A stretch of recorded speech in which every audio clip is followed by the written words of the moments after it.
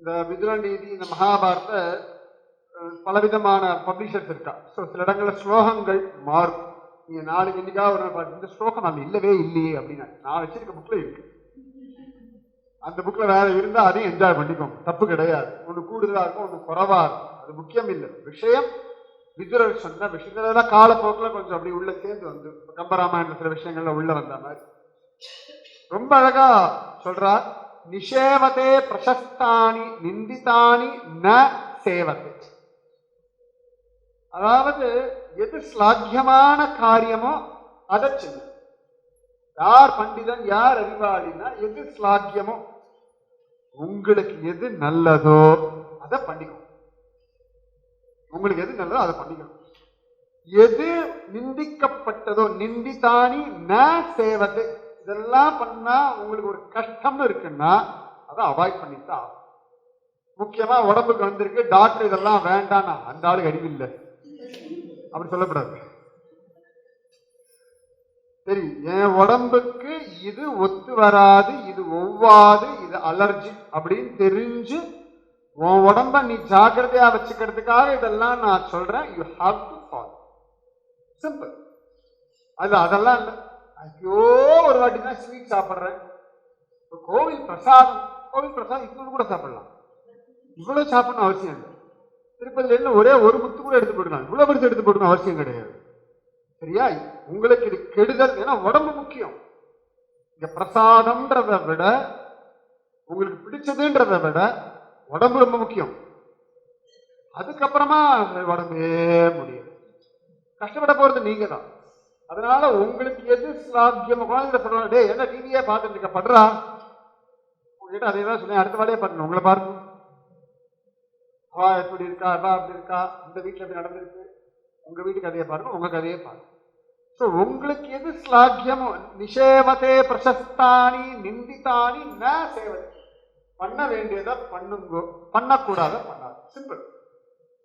இந்த விஷயம் பண்றதுனால எனக்கு நல்லது உண்டா, இந்த விஷயத்தினால எனக்கு என்ன லாபம், எனக்கு என்ன நஷ்டம், இவாகிட்ட நான் சண்டை போடுறதுனால லாபம் உண்டா நஷ்டம் உண்டா, இவாழ்த்த ஆர்கிய பண்ணி நான் என்ன சாதிக்க போறேன், இவாழ்த்த நான் மௌனமா இருந்தா நல்லதா கெட்டதா யோசிங்கோ. உடனே உடனே உடனே உடனே சாயம் அவசியமே கிடையாது. கொஞ்சம் டைம் எடுத்துக்கோங்க. அதனால ஒரு விஷயத்த பண்ணி முடிச்சு நான் அவனுக்கு பேசியிருக்க வேண்டாம், அதுக்கு நான் பேசியிருக்கலாம்னு யோசிக்கிறத விட அது ஒரு few seconds R few minutes கொஞ்சம் திதிக்ஷா பொறுமையோட இருந்துட்டு யோசிச்சுட்டு அப்புறமா ஒரு விஷயம் பண்ணிட்டேன்னா நான் யோசிச்ச நான் அந்த ஒரு சமாதானம் இருக்குல்ல, அது ஃபெயிலியர் சக்சஸ்லாம் விட்டுடுவோம். அந்த ஆர்குமெண்ட்டை நம்ம ஜெயிச்சோம் தோற்றோம்லாம் விட்டுடுவோம். நான் புத்தி பூர்வமா யோசிச்சு என் சென்சஸ்ல கண்ட்ரோல்ல வச்சுட்டு நான் என்ன சொல்லணுமோ என்ன பண்ணணுமோ அதை நான் செய்தேன்.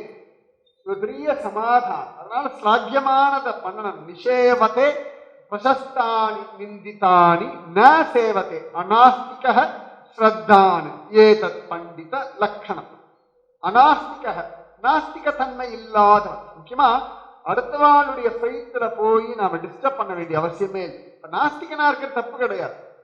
ஆனா இன்னொருத்தருடைய ஒரு நம்பிக்கையை போட்டு குழப்பி அவளை அசிங்கப்படுத்தக்கூடாது. அது பைத்தியக்காரன். ஓகே, உனக்கு நம்பிக்கை இல்லையாப்பா, ரைட். உனக்கு நம்பிக்கை இருக்கா, ரைட். அவ்வளவுதான், அதோட முடிஞ்சு போயிடுச்சு. எனக்கு நம்பிக்கை இல்லை, ஐ எம் நாட் இன்ட்ரெஸ்ட். அவ்வளவுதானே. சமயத்தில் ஏதான ஸ்வீட்டோ ஏதான ஒரு கொடுத்து இதெல்லாம் மனுஷன் சாப்பிடுவானான்னு பக்கத்தில் கொஞ்சம் சாப்பிட்டு சில பேர் நார்த் இந்தியா கழிச்சுமோம். இந்த ரோட்டியை எப்படிதான் சாப்பிட்றோம், நாங்களும் உட்காந்து சாப்பிட்டு இருக்கோம். எங்க கூட வந்து ரோட்டி எல்லாம் மனுஷன் சாப்பிடுவாங்க. எனக்கு எனக்கு கம்ஃபர்டபுளா இல்லை, எனக்கு பிடிக்கல, எனக்கு ஒத்துக்கல, எவ்வளவுதான். சிம்பிள். ஸோ அப்பதான் ஈஸி. அதை விட்டுட்டு அவ அதை பண்றதெல்லாம் தப்பு, அவ பண்றதெல்லாம் பைத்தியக்காரத்தனம் அவசியமே கிடையாது.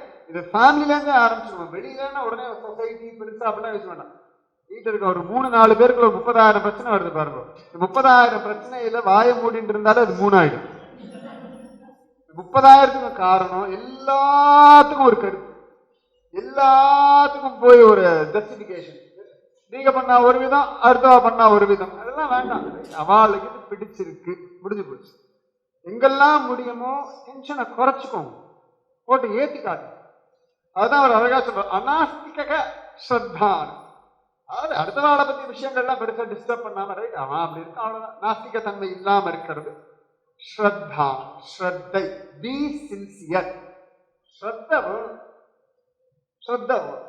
அல்டிமேட்டா என்ன வேணும்? ஒவ்வொரு நாளும் சந்தோஷமா இருக்கும், ஹெல்த்தியா இருக்கும், ரிலாக்ஸா இருக்கும். இவ்வளவுதான் நமக்கு. அதுக்கு மேல வேற ஒண்ணுமே கிடையாது. எவ்வளவு பெரிய லெவல்ல வேணா போகலாம், எவ்வளவு ரெஸ்பான்சிபிலிட்டி வேணா எடுத்துக்கலாம், எவ்வளவு வேணா பணம் சம்பாதிக்கலாம், எவ்வளவு வேணா ஹாப்பியா இருக்கலாம். 40 கார் கூட வச்சுக்கோங்க, ஹேண்டில் பண்ண முடியுமா பார்த்துக்கோங்க. 40 கார், அவள் 40 கார் வச்சிருக்காவே, அது உங்களுக்கு அவசியமா? நமக்கு ஏதோ ஓலா ஊபர் இருக்கா, சந்தோஷமா? ரைட், அவ்வளவு. நமக்கு என்ன கிடைச்சிருக்கோ இதுல எப்படி ஹாப்பியா இருக்கு. குழந்தைகள் அப்படித்தானே இருக்கு. திருப்பி திருப்பி சொன்ன குழந்தைகளை பாருங்க. ஐயோ, இந்த அப்பா அம்மா வச்சு நான் படுற பாடு சொல்றதா ஒரு நாளாவது? ஏன்டா அம்மா அப்படி இருக்கியோ, என் உத்தர வாங்கி பெருசான பிறகு சொல்லும். குழந்தை யாருக்கும் ஒண்ணும் சொல்றது இல்லை. இந்த கோவத்தை அடிச்சா கூட ஏன்பா அப்படி கோவப்படுற, ஏன்பா அடிச்சேன்னு கேட்கறது இல்லை. நான் தப்பு பண்ணிட்டோமோன்னு ஒதுங்கி அமைதியா போயிட்டு பாருங்க. அதுவே நமக்கு ஒரு கில்ட்டி ஃபீலிங் வந்துடுறது. அதுக்கப்புறம் நாமளே கொஞ்சம் இருக்கும். என்ன அழகா நம்மளை ஹேண்டில் பண்ண தெரிஞ்சுக்கிட்டா பாருங்க பசங்க. இவ்வளவுதான். சரி, அப்படி இருக்கா, எனக்கு என்ன வேணும்? என் ஃபேமிலி ஹாப்பியா இருக்கும். ரைட், இப்போ நான் இருக்கோம், 3 பேர் இருக்கோம், நம்ம 5 பேர் இருக்கோம்னா இன்னைக்கு ஹாய் சௌக்கியமா நல்லா இருக்கியா, சந்தோஷமா இருக்கியா, ரைட், ஹாப்பியா இருக்கு, அவ்வளவுதான். இதுக்கு மேல இவாளை சரி பண்ணி இவாளை திருத்தி இதை சரி பண்றது திருத்துறதுல என்ன ஆயிடுச்சுன்னா, எனக்கு பிடிச்ச மாதிரி தான் நீ சரியா இருக்காது, நான் சொல்ற மாதிரி பண்ணா நீ ஒழுங்கா இருக்காது, இதான் அர்த்தமாயிடுச்சு. இது சரியா தப்பான்றதே அர்த்தமே இல்லை. எனக்கு பிடிச்சிருந்தபடி நீ பண்ணா you are good bye, good girl, நீ சமத்து, அச்சோ என் செல்ல கட்டி வெள்ளை கட்டி. இல்லாட்டி அது ஒன்று சொல்றது உருப்படாது, அடுத்த மாதம் உருப்படாது. இது நல்லது கெட்டதுன்றத விட அவ சுவாவம் என்னன்னு ஒண்ணு இருக்கு, அதுல அவளை எப்படி ஹேண்டில் பண்ணணும்னு இருக்கு. அதை எப்படி டாக்டர் தான் திரும்பியும் எத்தனையோ பேஷண்ட் வருவா, ஒவ்வொருத்தரும் ஒவ்வொரு விதமா இருப்பா. ஒரே வியாதிக்கே வந்தாலும் அவாவா உடம்பு, அவாவாளுடைய எனர்ஜி, அவாவாளுடைய தேவை, ஃபேமிலி சிச்சுவேஷன் எல்லாம் பார்த்துதான் அவனுக்கு கொடுக்க முடியும். ஜெனரலைஸா அவனுக்கு கொடுக்கறது கிடையாது. அதே மாதிரிதான் உங்க ஃபேமிலி தான், உங்க பசங்க தான், உங்க கணவன், உங்க யாரும் மாத்திக்கவே மாட்டா. எக்ஸ்சேஞ்ச் கிடையாது.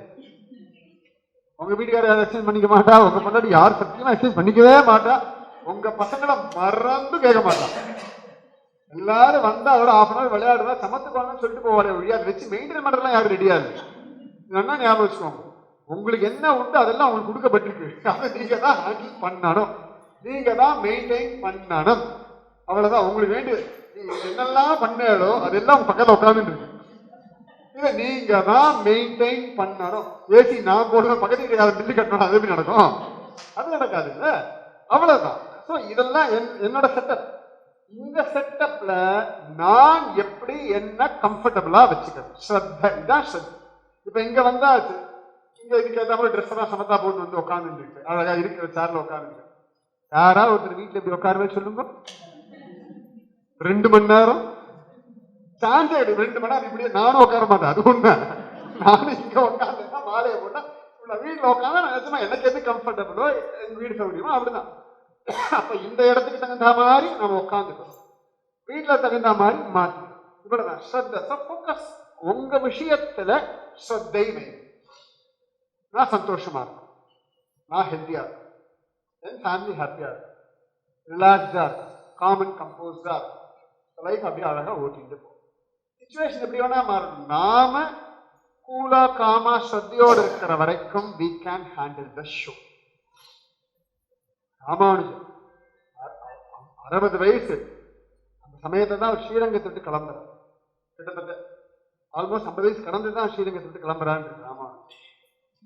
கிருமி கண்டராஜனுடைய அக்கிரமத்தினால கிளம்புறார். சரி, பரவாயில்ல. அது போகும்போது எப்படி வெள்ளை வஸ்திரம், கூரத்தாழ்வானுடைய வெள்ளை வஸ்திரத்தை உடுத்திட்டு போறார் சன்னியாசி. ஓகே, இன்னைக்கு இதான் சிச்சுவேஷன், நான் கூரத்தாழ்வான் வஸ்திரத்தை உடுத்திட்டு போறேன், நான் ஸ்ரீரங்கத்தை விட்டு போறேன், எங்க போறேன்னு தெரியாது, ஆனா போறேன். இவ்வளவு கஷ்டம். ஏற்பட்ட ஒரு மைண்ட் செட் வேணும். கிட்டத்தட்ட பயந்து ஓடுற மாதிரி வச்சுக்கோங்களேன், என் தலையெழுத்து பயந்து ஓட வேண்டியிருக்கு அப்படிலாம் இல்லை. ஓகே, இதான் சிச்சுவேஷன், ரங்கனுக்கு தெரியும், நான் ஸ்ரீரங்கத்தை விட்டு கிளம்பணும்னு ரங்கன் சங்கல்பிச்சிருக்கான். ராஜா மேல கோபம் வரல, விஷயங்கள் மேல கோபம் இல்லை. என் ரங்கனுக்கு தெரியாம யாராவது என்ன ரங்க ஸ்ரீரங்கத்தை விட அனுப்ப முடியுமா? ரங்கன் ஏதோ காரணம் கொண்டு என்ன இந்த இடத்துல இருந்து பெயர்த்து அனுப்புறான். ராமானுஜன் லைஃப்ல ஒரு இடத்துக்கு ஒரு நிலையா இருந்ததே கிடையாது. ஸ்ரீபெரும்புதூர்ல இருந்தார், காஞ்சிபுரம் போனார், அப்புறம் காஞ்சிபுரத்துல இருந்து விந்தியாச்சலம் பக்கம் போறார், கங்கா யாத்திரை போறார், விந்தியவனில திரும்பி வர, திரும்பி அங்கேருந்து வந்து திரும்பி ஸ்ரீரங்கத்துக்கு அழிச்சுட்டு போறா. ஸ்ரீரங்கத்தை அவர் மாறிட்டே இருக்கு பாருங்க. அவர் லைஃப்ல இவ்வளவுதான் அப்படிங்கிற சொல்ல என்ன லைஃப் இது மாறிட்டே இருக்கு. ஒரு இடமா இருக்க முடியறதா ராமானுஜருக்கே இதுதான். ராமன் 14 வருஷம் வனவாசம், ஏதோ காட்டுல போனோம், ஒரு படத்தாளிய போட்டோம், 14 வருஷம் இருந்தோம், திரும்பி வந்தோன்னு இல்லை, 14 வருஷம் குடிசைய மாத்திட்டு போயிட்டே இருக்கான். எங்க எங்க இருக்கு அயோத்தியா, எங்க இருக்கு ஸ்ரீலங்கா? என்ன டிராவல்! 14 வருஷம் இப்படி எத்தனை பேர் டிராவல் பண்ணிருக்க சொல்லுங்க பார்க்கலாம். இவ்வளவு நான் ஸ்டாப் டிராவல். அடுத்து எங்க போறோம்? இப்ப டிரான்ஸ்பர்ல போறது வேற, அடுத்து எங்க போறோம்னு தெரியும். என்ன பழகிக்கணும். ஒண்ணுமே இல்லாத காடு, புது மனுஷா, குரங்கு கூட்டம், இதுங்களோட போயிட்டு சம்பந்தமே இல்லாம ஒரு அசுரன் அவனுடைய ராஜ்யம் அங்க போய் ஜெயிச்சுட்டு திரும்பி ஆல்தவே திரும்பி நாட்டுக்கு 14 வருஷம். என்ன சேலஞ்சு! ராமாயணம் எதுக்கு அப்படின்னா, எஸ் இது இப்படிதான் இருக்கும். Life unpredictable. ராமன் சொன்னான், என் லைஃப் அன்பிரடிக்டபிள் தான், உனக்கும் லைஃப் அன்பிரடிக்டபிள் தான், இதுல இப்படிதான் இருக்கு. கிருஷ்ணனோட வாழ்க்கை எடுத்துக்கோங்க. ராமனுக்காவது ஒரு வயசுக்கு அப்புறமா விவரம் தெரிஞ்சதுக்கு அப்புறம் வெளில போறோம். கிருஷ்ணன் பிறந்ததுல இருந்தே ஓட்டம் ஓட்டம் ஓட்டம் ஓட்டம் ஓடிண்டே இருக்கு பையன். ஆனால் அப்ப இதுதான் ரகசியம், இதுதான் லைஃப். இதை புரிஞ்சுக்கணும். இதுல நான் எப்படி இதை ஹேண்டில் பண்ணணும். மாலை கட்டுறோம், முள்ளன்னா ஒரு மாதிரி கட்டுவோம், ரோஜானா ஒரு மாதிரி கட்டுவோம், தாமரைன்னா ஒரு மாதிரி கட்டுவோம், மகையம்புனா கோத்துன்னு இருப்போம் உட்காந்து, மகையம்பு உட்காந்து கட்ட மாட்டோம். அவ்வளவுதான். பார்க்கலாம். அமேசான்லாம் பாருங்க, இங்கேயோ ஆரம்பிச்சு கடைசியில 10 நிமிஷத்துல பேஸ்ட் பிரஷ் கொடுத்து கொடுத்தானே நிக்கலாம். அவனுக்கு நான் சம்பாதிக்கணும். இது கிடைக்கிறதா? இதுல 10 நிமிஷத்துல நான் வரேன், உனக்கு அவன் வரானா, ஸ்விக்கி வரானா, நான் வரேன், பரவாயில்ல, இன்ஸ்டா மாறேன், நான் வரேன், நானும் வரேன் வா. அவன் எவ்வளவு அழகா மாறிட்டே இருக்கான். இப்போ கோல்கேட் எடுத்துக்கோங்க, இல்லாட்டி பழசுதான் நம்ம பார்த்து உப்பு, உங்க பர்பஸ்ல உப்பு இருக்கா அப்படின்னு ஆரம்பிச்சான். அங்கேயோ முன்னாடி உப்பு தேய்க்கிறது கிண்டல் பண்ணி ஆரம்பிச்சு கடைசியில் இன்னைக்கு பேஸ்ட்ல உப்பு இருக்கான்னு கொண்டு நிக்க வைக்கிறான். எங்க ஆரம்பிச்ச ஹாஸ்பிட்டல் என் ப்ராடக்ட் நான் சேல் பண்ணணும். எவ்வளவு கிளியரா இருக்காவா? அது இந்தியா மாதிரி இடத்துல மார்க்கெட்டிங் அவ்வளவு கஷ்டம். அத்தனை ஸ்டேட்டு, அத்தனை பாஷை, அத்தனை அதே மாதிரி ஒவ்வொன்றுத்தையும் ஆளை மாத்தி அந்த பாஷையை மாத்தி எப்படியோ ஒரே லட்சியம் ஸ்ரத்த, என்னடா நான் சேல்ஸ் பூஸ்டப் பண்ணணும். அவ்வளவு கிளியரா இருக்காவா? எத்தனை விஷயங்கள். பாலே இல்லாம பிஸ்கட்ல சாப்பிட்டா 2 டம்ளர் பால் இருக்கு ஏமாத்துறீங்கல்ல வரும். பாலுக்கு அதுக்கு சம்மந்தமே கிடையாது, பாலே கிடையாது. அதுல 2 டம்ளர் பால் அப்படி என்ன இருக்கு, அப்படி குழந்தை ஜெட் வேகத்துல போகுது, நம்புற மாதிரியே இல்லை. ஆனால் அவன் எவ்வளவு சின்சியரா இருக்கான். அந்த அட்வர்டைஸ்மெண்ட் எவ்வளவு மாறியாச்சு. ஆனா சேல்ஸ் அவன் அப்படியே பீக் எடுத்துக்கான். அப்ப அவனுக்கு அவ்வளவு ஸ்ரத்த இருக்குன்னா நமக்கு நம்ம லைஃப்ல அந்த பிளெக்சிபிலிட்டி வேணும், அந்த ஸ்ரத்த வேணும். நம்ம லைஃபை ஓட்டிட்டு போயிட்டே இருக்கும். இது ரொம்ப முக்கியம். நம்ம அங்கதான் ஸ்டக் ஆயிடும். இப்படிதான் ஒரு பெரிய நிர்ணயம்லாம் வச்சுட்டு இருக்கோம். நிர்ணயம் இருக்கணும், தர்மத்துல இருக்கணும், ஸ்ரத்தையில இருக்கணும், இதெல்லாம் இருக்கணும். மெத்தட் பிளெக்சிபிள் ஆகணும். இப்ப அந்த காலத்து ஒரு 50 வருஷம் முன்னாடி 70 வருஷம் நேரத்துல மைக் இல்லாம உபன்யாசம் பண்ணி எத்தனை பேர் பண்ண முடியும்? யாரும் பண்ண மாட்டோம், சான்ஸே கிடையாது. அக்ரஹாரத்தை சந்தல போட்டு பண்ணுவோம், நடக்கவே நடக்காது. அதுக்கேற்ற மைக் வேணும், ஃபேன் வேணும், எல்லாம் வச்சாதான் நடக்கும். அப்ப காலத்துக்கு ஏற்ற மாதிரி நம்மளை மாற்றணும் இல்லையா? அது போல ரொம்ப அழகா சொல்ற ஸ்ரத்த வேணும். எது ஸ்லாக்கியமானதோ, இன்னி காலகட்டத்துக்கு எது ஸ்லாக்கியமோ அதை வச்சுண்டு அதோட வாழ பழகும். இந்த காலம் எல்லாம் கெட்டு போயிடுச்சு, எல்லாம் மொபைல்லயே வாழ்ந்துட்டு இருக்கா. அப்ப வீட்டுல வைஃபை கட் பண்ணிடுங்க, ஸ்மார்ட் போன் வச்சுக்காதீங்க. நோக்கியா அந்த 1101 ஒன்று இருக்கும், இன்னொரு டப்பா போன் மொத்தமாலே கீழே போட்டா கூட ஒன்னாக. ஒரு வாட்டி சார்ஜ் பண்ணா 1 வாரம் நிற்கும். வச்சுக்கிறீங்களா? அத்தனை பேர் வச்சு கை தூக்க பார்க்கலாம். யாரோ ஒரு ஆள் கை தூக்குற வச்சுக்கிறியா? எக்ஸ்ட்ரா எக்ஸ்ட்ரா கூட இங்கிலீஷ் ஸ்மார்ட் போன் தான் தேவைன்னு தோணும். எக்ஸ்ட்ரா அப்படி யாரும் கை தூக்க ரெடியா இல்ல.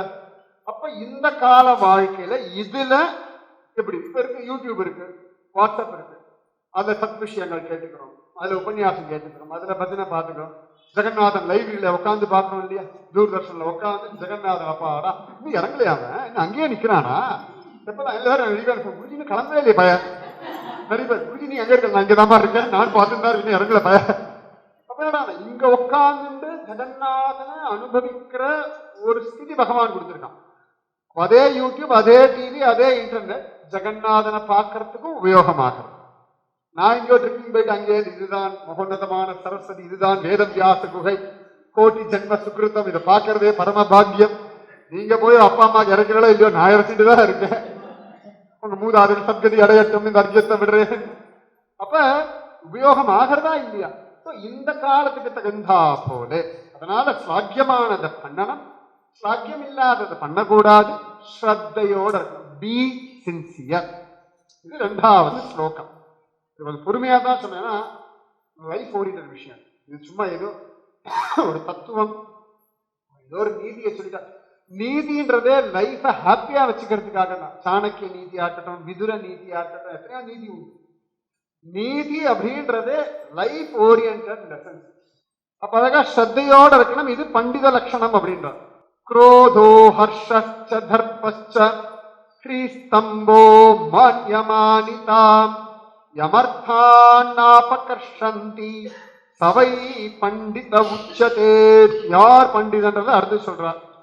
கோபம், கோபம், சந்தோஷம், அப்புறமா மதம், அப்புறம் லஜ்ஜ வெக்கம், அப்புறமா அகம்பாவம், நான் பெரியவன்ற எண்ணம், இது எதுவுமே ஒருத்தனுடைய ஆம்பிஷனை டிஸ்டர்ப் பண்ணலன்னா அவன் பண்டிதன், அவன் அறிவாளி, அவர்கள் அறிவாளி. அவன் சொல்ற ஜெனரலைஸ் வார்த்தை.